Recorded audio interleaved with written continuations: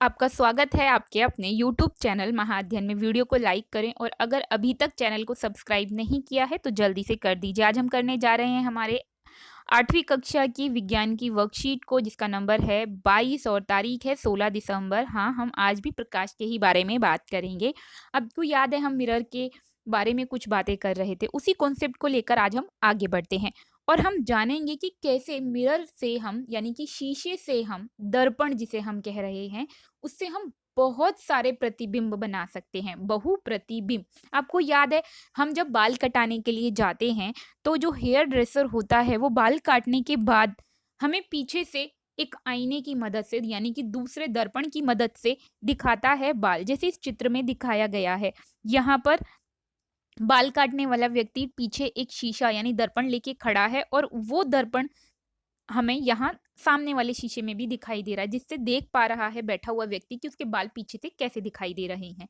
तो ये कैसे हुआ? ये हुआ ऐसे कि इस पूरी प्रक्रिया में दूसरा दर्पण मदद करता है। ये दूसरा दर्पण कैसे मदद करता है? दूसरे दर्पण की सहायता से आप सामने वाले दर्पण में देख सकते हैं आपके बाल कैसे कटे हैं। दरअसल परावर्तित प्रकाश यानी कि प्रकाश का जाकर लौट आना, तो परावर्तित प्रकाश दोबारा से परावर्तित हो जाता है। वो एक सतह पर जाकर टकराकर लौटता है और फिर दूसरे शीशे की सतह पर टकराकर लौटता है। और अगर इस प्रक्रिया को हम बहुत बार करना चाहते हैं तो थोड़े-थोड़े एंगल पर अगर हम अलग-अलग तरह से शीशों को सेट कर दें, दर्पण को सेट कर दें, तो जितने दर्पण हम सेट कर देंगे उतनी ही आकृतियाँ हम वहाँ पर देख सकते हैं।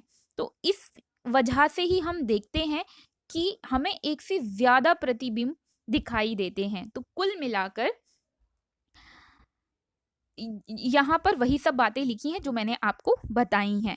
अब हम बात करने जा रहे हैं पेरिस्कोप की। पेरिस्कोप में 2 समतल दर्पणों का उपयोग किया जाता है, यानी कि वो सामान्य शीशे जिनका हम घर में इस्तेमाल करते हैं, उनका उपयोग किया जाता है प्रकाश को पुनः परावर्तित करने के लिए। हमने बात की ना, प्रकाश किसी चीज़ पर पड़ता है और फिर वहाँ से टकराकर वापस जाता है, यानी परावर्तित होता है और तभी वो हमें दिखाई देती है वस्तु।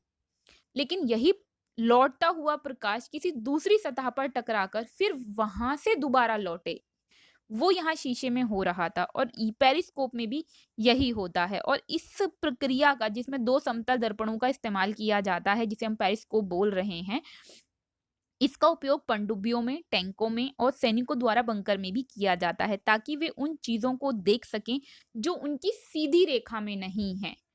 और इसका बहुत अच्छा एग्जाम्पल है, आपने देखा होगा पेरिस्कोप जैसा तो नहीं, लेकिन शीशे की मदद से हम कैसे देख सकते हैं, फौजी किस तरह इसका इस्तेमाल करते हैं। जैसे आपने टेंगो चार्ली में देखा होगा, अजय देवगन एक टूटे हुए टुकड़े को, शीशे के टुकड़े को ऊपर की तरफ करता है और देखता है दूसरी तरफ दुश्मन कितनी दूर है।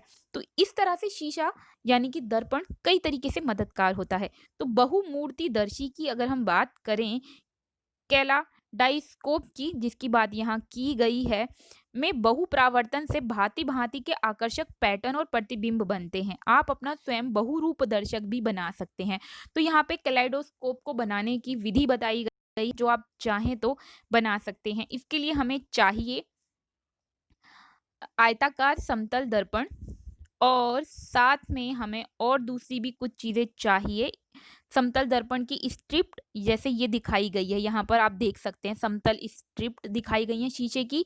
2 त्रिकोणीय कांच के टुकड़े दिखाए गए हैं, चाहिए होंगे, और साथ में कार्ड शीट और सेलो टेप, रबर बैंड, ये सब हमें चाहिए होगा। तो उसके बाद हमें करना क्या है, तीनों दर्पण की स्ट्रिप्ट को प्रिज्म की आकृति में चित्र के अनुसार जोड़ना है। प्रिज्म की आकृति आपको पता ही होगी क्या होती है, जो हर तरफ से हमें त्रिभुज के आकार का दिखाई देता है। और त्रिकोणीय ट्यूब पर रबर बैंड या सेलो टेप लगाकर इसे फिक्स करना है, ये जैसे यहाँ पर किया गया है।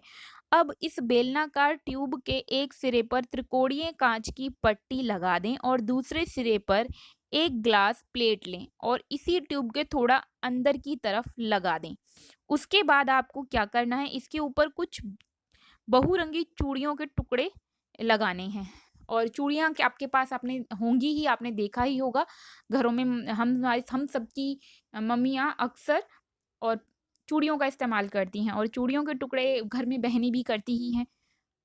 उन टुकड़ों का इस्तेमाल करना है और ट्यूब के इस छोर को एक अन्य ग्लास प्लेट का मतलब है काँच की प्लेट के साथ ट्रेसिंग पेपर के साथ कवर करना है और कार्ड शीट के एक टुकड़े के साथ ट्यूब के एक छोर को कवर करें और केंद्र में छेद करना है और उसी छेद से जब हम अंदर की तरफ देखेंगे तो हम देखेंगे कि हमें बहुमूर्ति दर्शी दिखाई देगी। एक ही चीज की बहुत सारी आकृतियां या प्रतिबिंब हमें दिखाई देंगे, जिसे यहाँ पे बहुमूर्तिदर्शी का नाम दिया गया है। तो ये थी हमारी एक प्रक्रिया या एक एक्टिविटी जो हम कर सकते हैं। तो चलिए देखते हैं आज हमने क्या सीखा। सबसे पहले हमें बताना है पेरिस्कोप क्या है और उसका उपयोग कहाँ किया जाता है। और हमने अभी भी बात की ही थी कि पेरिस्कोप क्या होता है। तो पेरिस्कोप 2 समतल दर्पण हैं जो एक साथ हम इस्तेमाल करते हैं परावर्तित प्रकाश को दोबारा परावर्तित करने के लिए और इसका उपयोग पनडुब्बियों में, बंकरों में, ये बैंक लिख दिया गया है यहाँ पर, ये गलती से लिखा गया है, आप इसे ज़रूर ठीक कर लीजिएगा बंकरों में। मैं यहाँ पर ठीक करके लिख देती हूँ और आप यहाँ से ठीक करके लिखिए बंकरों में, ये बैंक नहीं है, बंकरों में और सैनिकों द्वारा यहाँ पर ये गलती से गलत लिखा गया है, ये बुनकर नहीं है, ये बंकर था। तो हम एक काम करते हैं, हम हमारी वर्कशीट के पिछले पेज पर चलते हैं और वहाँ से आंसर पढ़ लेते हैं फटाफट से। तो इसका इस्तेमाल किया जाता है पनडुब्बियों में, टैंकों में और सैनिकों द्वारा बंकरों में, ताकि वे बाहर की उन चीज़ों को देख सके जो उनकी सीधी रेखा में नहीं है। तो फिलहाल यहाँ पर भी हमें दोबारा से ठीक करना ही पड़ेगा क्योंकि गलती हुई है यहाँ पर। तो हमने सबको कर दिया है इरेज और ये है टैंकों, बैंकों नहीं है, इसे आप ठीक कर लेंगे, ये बैंकों नहीं है, ये है टैंकों। मैं यहाँ पर लिख देती हूँ ताकि आपको लिखते हुए बिल्कुल भी दिक्कत ना हो, टैंकों में। और आप इसे यहाँ पर ठीक कर लीजिए बंकरों में, बुनकरों में नहीं है, ये है बंकरों में। इसे मैं यहाँ पर लिख देती हूँ बंकरों में। आगे की तरफ बढ़ जाते हैं। अब हमसे दूसरा प्रश्न पूछा गया है, हेयर ड्रेसर के पास जाते हैं तो अपने सिर के पीछे की कटिंग को कैसे देख पाते हैं? तो हम देख पाते हैं, हमारे सिर के पीछे एक दर्पण रखा जाता है और उसकी परावर्तित किरणें हमारे सामने वाले शीशे पर पड़ती हैं और फिर हम देख पाते हैं कि हमारे सिर के पीछे के दर्पण की मदद से कि हमारे बाल कैसे कटे हैं। फिर हमसे तीसरा प्रश्न जो पूछा गया है उसमें हमसे कहा गया बहुमूर्तिदर्शी बनाने की विधि बतानी है। जो पूरी की पूरी विधि हमें अभी बताई गई थी, हम वही पूरी की पूरी विधि यहाँ पर ज्यों की त्यों लिख सकते हैं और ये रही। अगर आपके पास बहुमूर्तिदर्शी को बनाने का कोई दूसरा तरीका है तो आप उसकी विधि भी यहाँ पर प्रयोग कर सकते हैं, यानी कि लिख सकते हैं। और चौथे प्रश्न में हमसे पूछा गया है कि 2 समानांतर दर्पण एक दूसरे से 40 सेंटीमीटर के अंतराल पर रखे हों तो इनके बीच रखी एक मोमबत्ती के कितने प्रतिबिंब बनेंगे? अपने आप में देखने पर तो लगता है 2 समानांतर समतल दर्पण हैं तो 2 चित्र बनने चाहिए, लेकिन वास्तव में यहाँ पर 2 चित्र नहीं बनेंगे, यहाँ पर बहुत सारे चित्र बनेंगे। तो इसका उत्तर है मोमबत्ती के बहुप्रतिबिंब बनेंगे, बहुत सारे प्रतिबिंब बनेंगे। तो महाअध्ययन की तरफ से ये थी आपके लिए वर्कशीट और ये वर्कशीट मैं उम्मीद करती हूँ कि ये वीडियो आपको आपका काम करने में, वर्कशीट को समझने में मदद कर रही होगी। मेरे प्यारे विद्यार्थियों, आप चाहते हैं महाअध्ययन आपके लिए इसी तरह वीडियोस लाता रहे तो ज़रूरी है चैनल चलता रहे और उसके लिए ज़रूरी है कि इसको लाइक, शेयर्स और सब्सक्राइबर्स मिलते रहें। तो वीडियो को लाइक करना प्लीज़ बिल्कुल मत भूला कीजिए, ध्यान से लाइक कर दिया कीजिए और साथ में हो सके तो शेयर भी कीजिए। साथ में अगर आपने अभी तक अपने चैनल को सब्सक्राइब नहीं किया है तो प्लीज़ कर दीजिए। आपकी वीडियो के ठीक नीचे रेड कलर से लिखा हुआ है सब्सक्राइब, क्लिक कर दीजिए और अब उसका कलर हो जाएगा चेंज और वहाँ लिखा होगा सब्सक्राइब। फिर मिलते हैं ऐसी ही वीडियोस के साथ, तब तक के लिए स्वस्थ रहें, खुश रहें, नमस्कार और धन्यवाद।